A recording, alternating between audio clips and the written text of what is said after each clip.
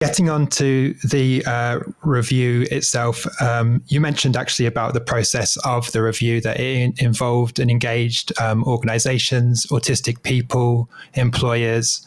So what were the primary findings of the report that stood out to you? Well, I think the primary findings for me were, first of all, the importance of getting a national campaign going on not just reducing stigma, which of course has been a big issue for many years, but also about how we can tell good news stories about how businesses have embraced the agenda and have employed many autistic people very successfully, and how we spread that news. But more than that, I think we need something concrete, and which is why Autistic's Neurodiversity Employers Index, which is, if you like, a guide for employers, an easy guide for them to learn better ways of interviewing and recruiting people and then retaining people, I think should be really where we centre our campaign, and spreading use of that index, and then seeing, measurement against the index, award ceremonies, all the sort of things we've seen in other walks of life, which have certainly helped not just promote the cause, but actually made a difference in terms of getting more people with those characteristics into the workplace. And I think that's what we need to be doing with autism. And I think also working with some of our larger national or multinational organizations to develop pilots of good practice. Again, that's all about the need to establish hard and fast examples that can then be shared. And I also think that when it comes to existing programs like Access to Work, they need to be speeded up. They're too slow at the moment. And we think the Disability Confident, that scheme where employers are encouraged to apply for that accreditation, again, that needs to be a deeper and more meaningful scheme rather than just lip service being paid to it. And I think that also working with those professional bodies that are responsible for things like recruitment agencies, getting into those recruitment agencies that, let's face it, are the place where lots of people are recruited to small and medium-sized enterprises, and through using those national bodies, getting that training embedded, getting that change of approach that is needed. Because ultimately, my view is this. I think when we, sit at an interview table and ask the question, are you autistic? That's the wrong question. What we should be doing is making sure we have a universal approach. That means that interview processes are just fairer and better for everyone.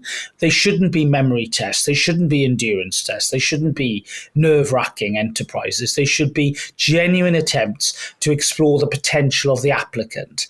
And therefore, if firms and companies change their general approach to interviews, I think they'll inevitably embrace more autistic people, including a lot of people who perhaps don't have a diagnosis or don't even think of themselves as neurodiverse. And I think that universality is very much at the heart of the review, and something that I think we've really got to follow up on in the years ahead, lest we fall into the same old trap of trying to sort of identify the condition first rather than looking at the person who is, behind it all. And I think, that is the sort of approach that I'd like to see in the years ahead.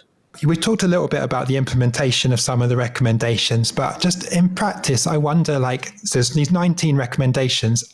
Who is accountable for seeing that they're achieved and acted upon? Well, great point, which is why what I mentioned at the beginning, the task group that we recommended should be set up following this review, has to be the place where organizations and government and people are held accountable. The report is great, but if it's just left on the shelf to gather dust, it won't make any difference to the lives of the people we want to reach out to, which is why, completing the task by having the group in place to ask the right questions, to set the right targets, to really create that rolling sense of aspiration and achievement, I think is vital. I very much hope, although I don't have a platform in Parliament now, I very much hope that there will be people there with a similar passion for autism who will want to hold debates and ask questions about progress against the review's recommendations, so that we can, in a couple of years' time, say, well, back in 24, only 3 out of 10 were employed. Now it's 2030, it's moved up to 4 out of 10. It's still too low, but at least we know that things are going in the right direction. And without that sense of, as you say, accountability and ownership, good intentions will remain no more than that. And we will rely very much on individual and company initiative rather than something more coordinated. So for me, the next stage is even more important than the stage we've just gone through. And that's why I very much hope the new government now will focus, will pick up the review recommendations and will help to see them implemented.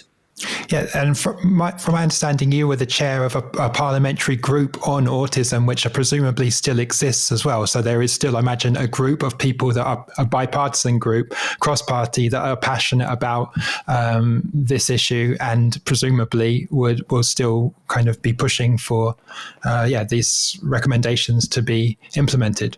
Yeah, I hope so. I don't know whether the all-party group has been reformed already. I mean, the Parliament is still fairly fresh. I hope that, the all-party group will come back together. I know that there are members of the House of Lords who will still be there who work with me, so there's continuity there. And in the Commons, we've got a lot of new MPs. I hope that some of them will pick up the cudgels and carry on the work. So I'm going to keep a close eye on that to see who's involved, and then we can lobby away and make sure that they're focusing on the review and the report and the vital significance of moving the dial on employment. Yeah, and in terms of moving the dial, maybe this is a question then for me to ask someone in this task force, but I wonder how we measure the success of actions taken in terms of the recommendations. Perhaps that's something in a year's time, but I would assume that it would be helpful to have a metric in mind prior to beginning of what you want to try and achieve, and how they will measure that. Although in the report we hadn't set metrics, I think it was very much in my mind that the task group could be the vehicle and should be the vehicle in order to set some targets and some metrics. So, for example, get it up to the disability average by the end of the decade, which would be 5 out of 10. Even then seek to exceed that in the years up to 2040. Some tangible goals that we can then measure progress against, I think, would be where I would start the group focus on. And I hope that when it is set up, it will be in the market for doing that, so that we get this sense of, continuing work rather than just saying, oh, the report's been done, no more, we don't need to do any more. Clearly the hard work's only just beginning. And I made this point at the time of the launch. I said, this isn't the end. It isn't even the beginning of the end. It's only the end of the beginning. And really getting that sense that we've got a lot more to do here, I think has to imbue the work of the task group. Yes, 100%. The review is not the end. And we spoke about this in September, that effectively a lot of the findings in the review were things that you and I, and imagine many people, would already be able to say, this is what we believe is not going right. Here are some statistics. It's about kind of having that evidenced effectively, and then acting on recommendations. Excuse my ignorance, but maybe others listening would be interested too. What is a task force? Well, we're calling it a task group. It will be a group, hopefully not too big a group, but a group of suitably qualified and experienced people, perhaps people in the sector who've had good success at employing neurodiverse people themselves, need to be in the group as well. And that group should meet, I think, fairly regularly. It doesn't need to meet in person all the time. It should meet online as well.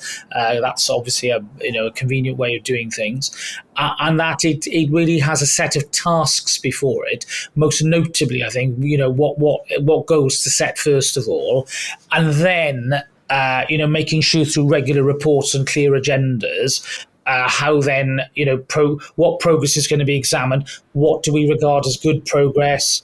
Hearing perhaps from some organisations and groups that are either making progress or struggling, and then giving advice and independent advice to government and indeed to the wider sector about how better to, meet these targets. So I envisage that once the group is set up, it can sort of bed itself down, make contact with those representative professional organisations I talked about, and really, start to sort of spread its sort of influence into industry and business. To make sure that people are aware, of this agenda, how important it is, and then how progress can be measured.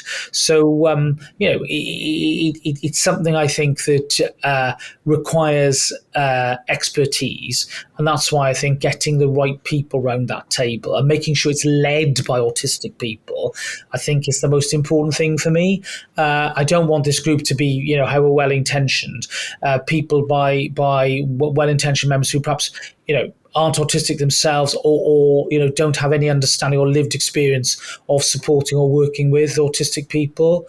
I think that would be a shame, and I very much hope that the independent nature of the group, plus its sort of its expertise, will be very much at the heart of how it's formed and set up. So we do need to follow this up now and see where the DWP are with it.